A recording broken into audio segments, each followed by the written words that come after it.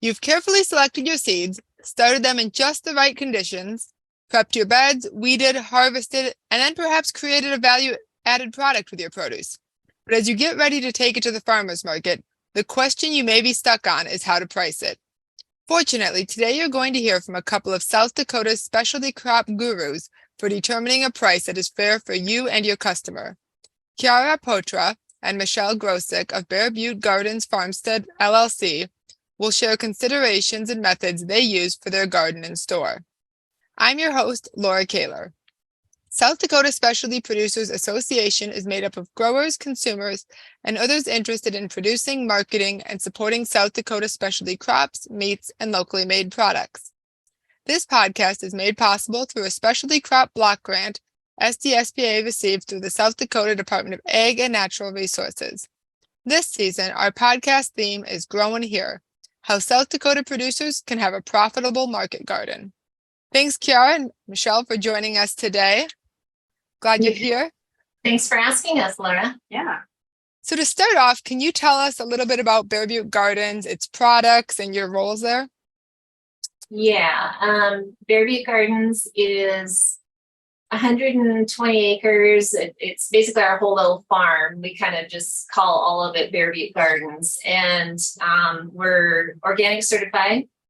Not all of our products are certified, but the pasture, hayland, all of the land itself basically is certified, and then a few of our products. And then the rest of the things that we grow and sell are grown organically, but not necessarily everything is certified, just for market reasons, really.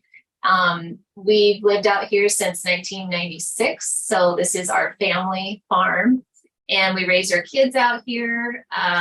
We didn't start the actual Butte Gardens business until 2011.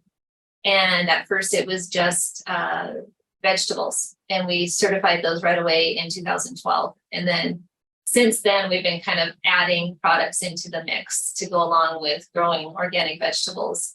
I think what else is pertinent here? We added the farm stand that Kiara and I are sitting in right now, and commercial kitchen and vacation rental in 2020. And so up until then, we were just kind of selling our products out of our garage and out of freezers, or I'd set tables up once a week for CSA customers and that sort of thing. And then eventually we added on the farm stand here. And that's when I came into the mix. I actually came on in 2021 as a apprentice for the commercial kitchen manager position. And I actually graduated out of that Department of Labor apprenticeship in 2022, I believe. And so now I'm just a regular old commercial kitchen manager. So when setting prices, do you feel that most producers tend to overvalue or undervalue their products? This was an easy question for us. Yeah. We both immediately said undervalue. Definitely. There's just a lot of a lot of factors that people overlook when they're trying to sell their stuff. And especially if they have an overabundance of it. I think a really good example is eggs. Because, you hear of people, oh, well, I have so many eggs right now, like just $3 a dozen is fine.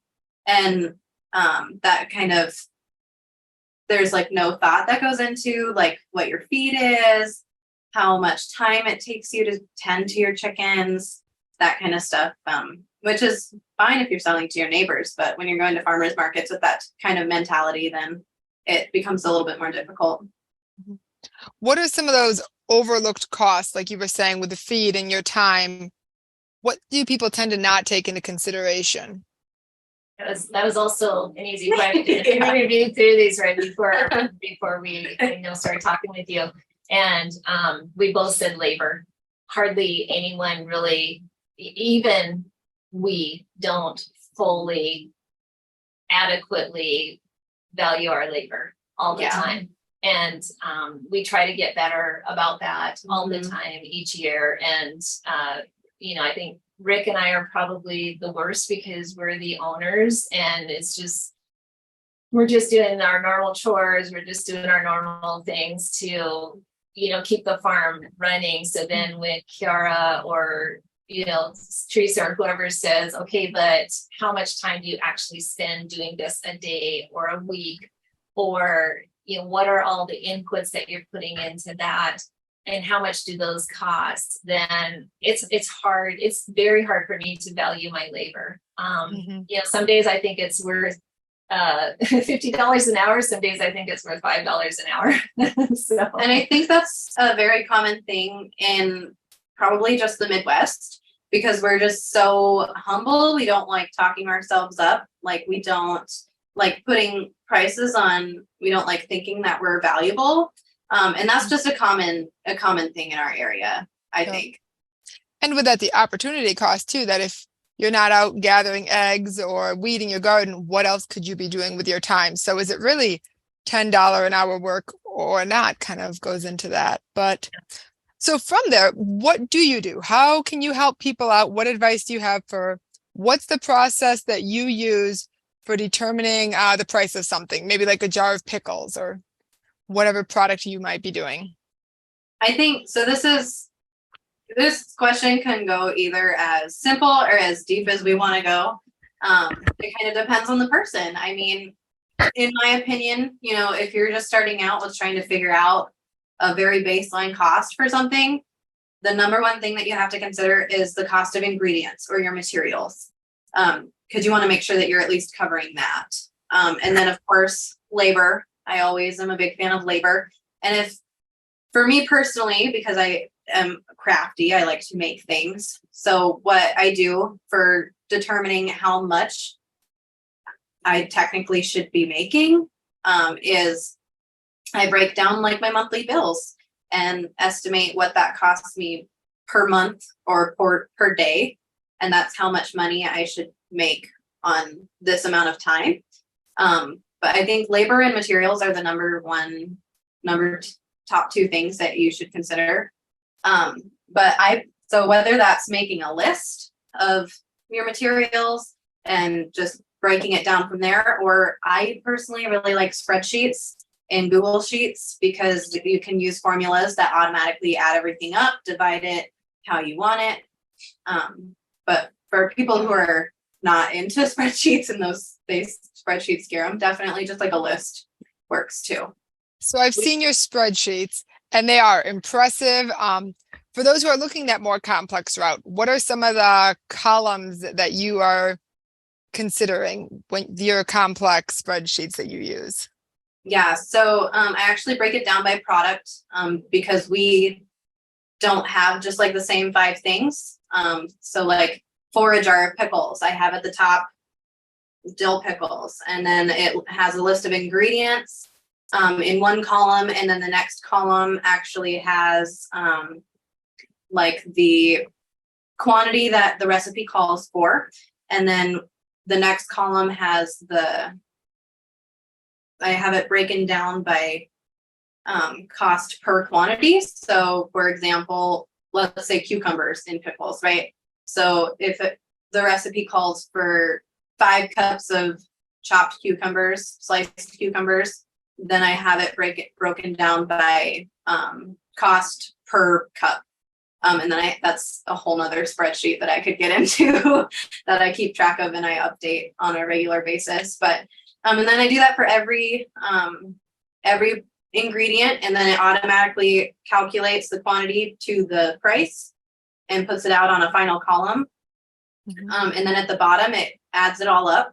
And then I actually have further down, I have another section for labor. So you can adjust the price of your labor. So depending on who's doing the job, if you're having a person that's starting at minimum wage do the job, you can have that, whatever your minimum wage is. Or if you have a manager doing it, you can put their wage in, and then the amount of time that it took, and that'll automatically calculate for you as well. And then at the bottom, I also have a section for profit margin. And I think that's also a big thing that people forget to incorporate into their prices, if you're actually making anything on it or not. That's like the next step. But that is a good point. So how do you decide what that profit is going to be at? So usually I kind of play around with that. So I actually have it calculate within percentage, which took me a while to figure out on the spreadsheet how to get it to do that, but I finally figured it out. And so I will actually start with like 100% markup and see what the price comes out. And if my gut tells me that, wow, that's really expensive, then I'll cut it back to 50. And if I kind of feel like, oh, that's probably not enough, then I'll go somewhere in the middle. But that's just kind of personal preference, I think, on profit margin. We do a lot of comparison to similar products available in other areas as well. Just to kind of like, if we just have no idea a ballpark for a price, we will go and look at other things online and see what other places like ours are charging to kind of stay in that competitive range. But that's kind of something that, because I don't think as a producer, I don't think you should compare yourself to other people, because you don't know what they're calculating into time, labor, their materials. Like, you don't know what their profit margin is. But Absolutely. I feel like when people are setting their prices, the default action that they want to do is just go to the store, see what the store is selling it for, and set their price accordingly. And so you still do that comparison, but just after you've done your own work to really figure out what you need. yeah. And with our products that we do here, say we'll talk about the jar of dill pickles. You know, we realize that the first several times we do a new recipe or a new product, we're going to be slow at it, and it's going to be as expensive as it's going to get for us, because it takes us, you know, just longer to get through all the steps of it. But then we try to figure out, well, you know, if this is the recipe we're going to go with, and we do this 20 times, by the 20th time, we're going to have it down to a bit of an art form. And what will be the time commitment to it then? And so sometimes our prices change as we go, because at first it's like, wow, this took, you know, first time you made bagels. I was just going to say. It's a multi-step process, and it was like, these bagels are really expensive, but then, you know, or spring rolls. But then as we go, and, you know, one or both of us gets better at doing something, then we're more efficient with it. And we can kick out a lot more product in less time. So then our price adjusts accordingly. Yes. On Monday, I just made a batch of 32 bagels. And I had never done that many before. So I was a little kind of like, I don't know if it'll turn out good or what. But when I did it before, which was like 6 months before this, that I did bagels, and I only made 8. And it takes the same amount of time to make 8 that it does 32.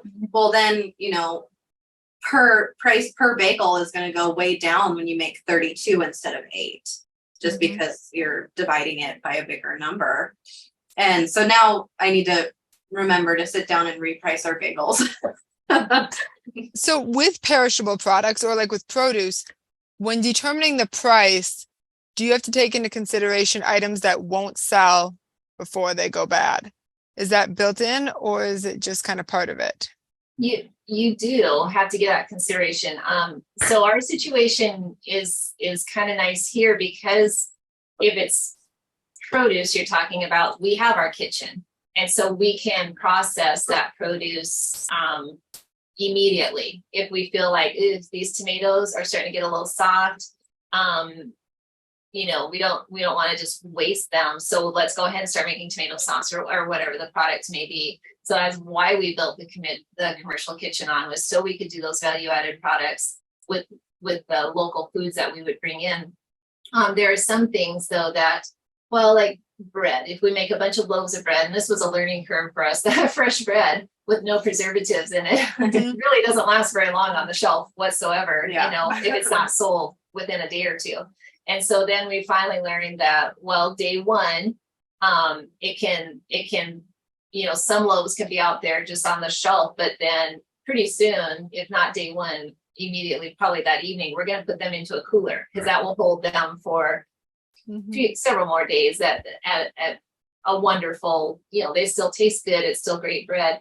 And then we're going to freeze them. So we've got this plan now that, you know, or baked goods of any sort, brownies, whatever, that they can be, they're not very shelf stable at all. So what's the plan? And then ultimately, if this product goes stale, like bread, then we're making croutons for salads or Bread something crumbs. like that. Yeah, we're grinding it up into processing it into breadcrumbs to use it for making meatballs or something like that. Yeah. So all the things, I guess, like a real kitchen, a working restaurant and kitchen, they kind of know all of this stuff, but we've kind of learned it all from trial and error here. Well, and it's a little different for us too, because we don't order anything from trucks. We don't get big bulk stuff in that, unless it's like sugar, and we still get that from an organic source, and sugar doesn't really ever go bad. But, like we don't get bulk random meat shipped to us. So it's just one of those things that the challenges that we face with those types of things, other restaurants and food establishments aren't dealing with. So it's kind of a learning curve that nobody really knows the answers to in today's world. And that's a good point, though. Like that little extra cost for local foods and supporting these smaller scale producers is that you're paying for encouraging that learning curve and realizing that that's just part of the process. Yeah. Of Yeah. a small store. We've learned a lot of lessons. One of the things that we have found is probably our most expensive things to figure into cost, and it changes all the time, is packaging. And just the containers, whether it's the mason jars. I mean, we all went through the COVID mason jar situation, the prices prices on mason jars were the same forever, it seemed to me like, and all of a sudden they are now $6 more for a flat of jars, and that's kind of where they stayed. And it was hard to find them, but then just we like to use biodegradable stuff as much as we can. So if we make hummus, we put it into these little biodegradable plastic type containers, and just narrowing in on which container is the right size container that we want for the right amount of hummus for someone to take home with them. And then you end up with like 5 different companies that you're ordering all these different soup containers, hummus containers, salad containers from, and Even just silverware. it is just, Like throwaway. I feel like Yeah. we waste so much time just trying to figure out the right container for products. And we'll find something, and then I'll say, do they have an earth friendly one? And Kiara's like, okay, I'll go start looking at it. And so then when we find one, guess what? We have a spreadsheet that we keep all of them in with the links, so we can just go in and click them. But then sometimes they change. Sometimes they discontinue the product because not enough people buy it. And then we have to start the process all over again. But I do see, like at farmers markets and vendor fairs and that sort of thing, I see vendors that have just these adorable containers that things are in, or they're all different. They're not consistently the same. And I think, well, they look really cute, but are they really keeping track of the price of all of that stuff? And just the time that it takes you to find that container. I mean, really, that should all be put back into your cost on, or the retail price that you're charging for your product. It's just very time intensive. Yeah. Well, and then, not only that, but then you can go so much farther into adding prices to stuff. Because like for us, for like this jar of pizza sauce that I have hanging out on our desk. It's a really little Yeah, it's a personal pizza size. I don't incorporate our mortgage or the electricity or the gas or the water into stuff like that. Now, when we do like farm to tables and Father's Day brunch breakfasts and things like that, I incorporate that into the ticket cost, just like I would if we were to rent our commercial kitchen to a renter. But when it comes to our little products, we don't incorporate that price at all. Yeah.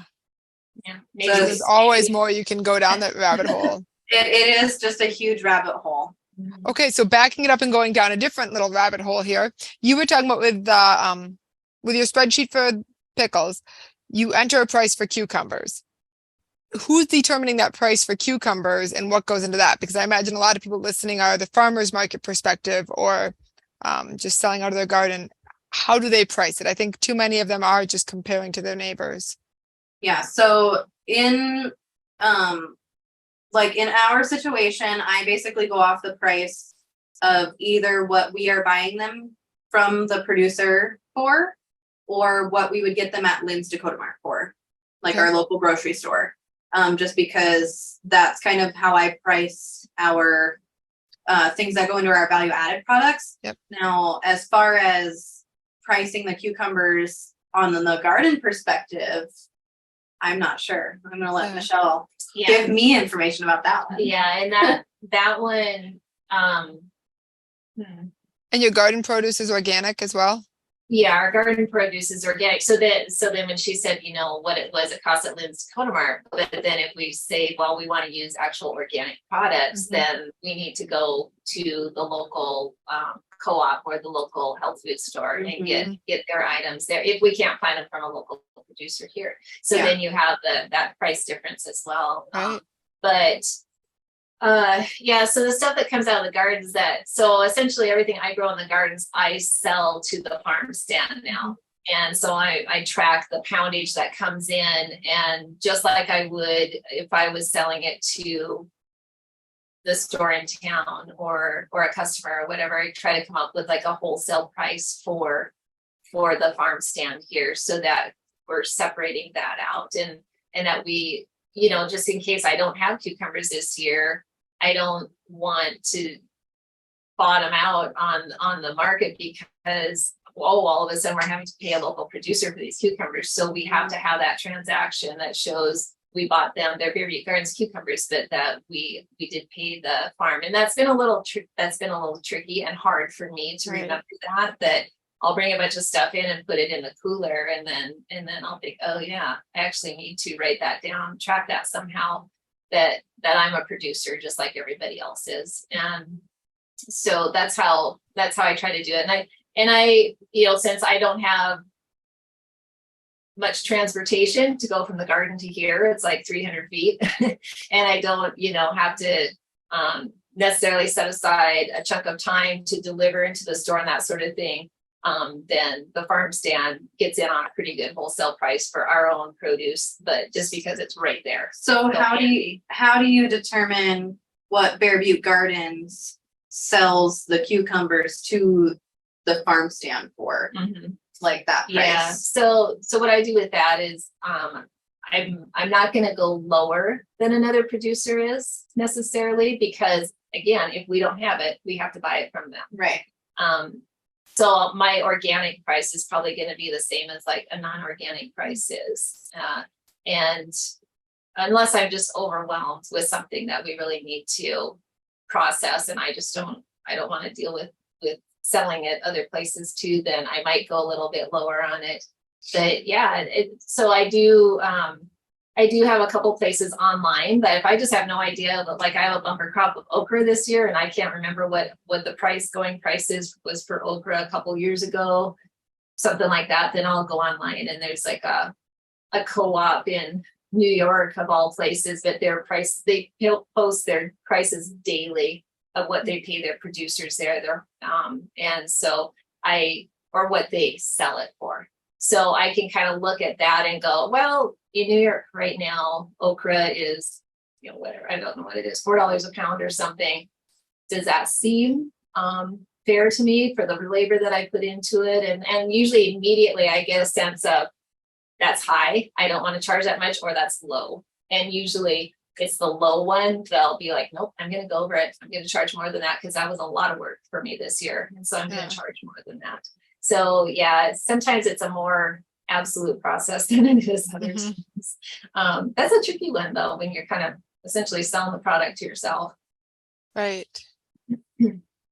And it is easier to look at when you're pricing a value-added product where you have more on your cost of watering your garden and weeding your garden and the space. We were kind of talking about that when we were going through these questions, that it is a lot, in my opinion, a lot easier to price like a jar of pickles or a handmade spoon or bowl or bread even than it is just cucumbers or tomatoes, because at least how my mind sees when I think of pricing a cucumber, you have to make sure that you're tracking all the time that you've sat and weeded your garden. You have to make sure that you're tracking the time that it took you to seed your garden and plus harvest, and then your water, and then if you're going to the farmer's market, you're essentially delivery cost or your gas. Like, to me, that's where my mind goes. And I know for a lot of producers, they're just kind of like, I just want to sell it. Yeah. And their time marketing. We've talked to. Yeah. Making a presence. And from one year to the next, like the water might be totally different. This year, we're barely having to water our gardens here because we keep getting rain all the time. That's not the case as what I've heard of East River and in some of the areas of the state. They've been really watering heavy. So that's time and money into the water, more than likely, depending on what their source is, that needs to be figured in there. Yeah. So for the past 2 or 3 years, South Dakota Specialty Producers has been gathering doing a price collection project where they're getting prices from farmers markets, vendors, farm stands for each produce item, and then kind of sharing a anonymous average for the state and kind of showing the range. And over the past couple of years, it doesn't seem like anything's drastically shifted. Mm-hmm. But Michelle, in the longer scale, do you feel like produce generally stays the same year to year? Of course, weather is going to play a factor, but do you have to change your... It depends on the producer. I have some producers that I buy from that basically they keep it the same all the time. But then I have other producers that I feel like maybe are a little more, they are assessing all the extra costs, maybe their tractor fuel costs and all of that, that are going up and down, or how well their seed germinated even, and how much product they have available, and whether they had grasshoppers or not, and all of that, and they're pricing accordingly. So it really depends on the individual producer. Okay. And also just here, I don't go sell at a farmer's market anymore, so I don't really know what else is available at the markets until I ask other producers. And sometimes I don't know until a customer comes in and says, man, I can't find, this year, I can't find rhubarb anywhere. And it's like, oh, good to know, that maybe that's supply demand. I don't know if, I'm not going to jack the prices up on something just because someone else has had failure. I'm not going to do that. But on the other hand, it does kind of help me really, if I'm getting rhubarb from another producer, then it's like this heads up that, that maybe I should be paying them a little more, or right. Just, checking into the quantities available and that sort of thing. So I think last year where tomatoes were in such high demand that if you kept your price too low, somebody'd come buy you out, and that doesn't help everybody who needs to come in and get a couple tomatoes. So that's true. And I will put limits on it sometimes too. If I know, especially now that I know that, we need the value added products to sell through the winter time here. That's what we have to sell. And so if I know that I'm not necessarily going to be able to get tomatoes or cucumbers from other producers very easily, then when people call and say, can I buy, 5 flats of canning tomatoes or something, I'll say, I'll sell you one, and the others we're going to use in our gardens here. And I'll just put a limit on it because, that makes sense. Silly for me to go buy it somewhere else when I have it from our farm here. Yeah. And, yes, but yes, every year it changes because different things grow better each. Last year we didn't have a lot of cucumbers available. This year there'll probably be cucumbers like crazy, so it'll be something else that we. Well, in the year before that, I feel like I was swimming in cucumbers. Yeah. And then last year, it seemed like I was swimming in tomatoes. It's just one of those things. Well, and then last year, we had a couple different things pop up, like kohlrabi, and that were just more available. And this year, there's a lot more rhubarb for us. There's a lot more rhubarb, but and yeah, it's just it changes so much. Yeah. Okay, so what advice do you have for producers who have gone through the process you described of determining their price and calculating what they need to sell it for to have a profit they're comfortable with, but then they feel like, compared to the grocery store, my item costs too much? And maybe you even have this conversation. I don't know if you explained this, but your store buys from other producers. So you even buy some value added products that you sell in your store. So if a producer comes in and they're struggling with the price that they're coming to on their item, what advice do you give them? So, yeah, that the first thing I ask is, why do you think your price is too high? And then if they come back and say, because the grocery store is selling it for less, then I say, where did that product come from at the grocery store? And, around here in Sturgis, it's frequently off the truck from, Right. California, Mexico, somewhere like that. And Florida. I'll say that's apples and oranges. You can't compare your locally grown price to that price.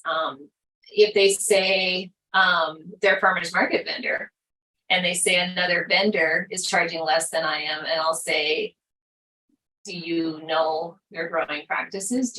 Are they really doing an adequate research into their pricing and what it costs them to do it? So I always ask a lot of, I guess, maybe hard questions.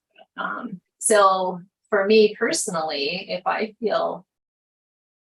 don't know that I usually feel like my price is too high for the market, because I really give it a lot of thought. I mean, there's a lot of thinking time out there in the garden.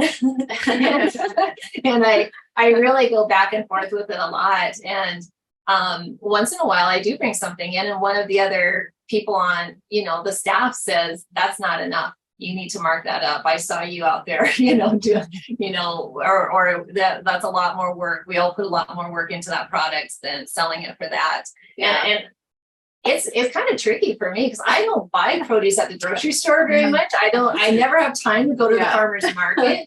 So I actually kind of have to sometimes just go to the stores and just stand there and just look at like all the prices. You told me the other day that a head of bok choy was $8 or something, or maybe it was Teresa. I think that was Teresa. And I was like, seriously? I've got like 300 of them right now. How can it be $8 for a single head of bok choy? Yeah. So and that's not local. I ask a lot of questions about, why do you think your price is too high?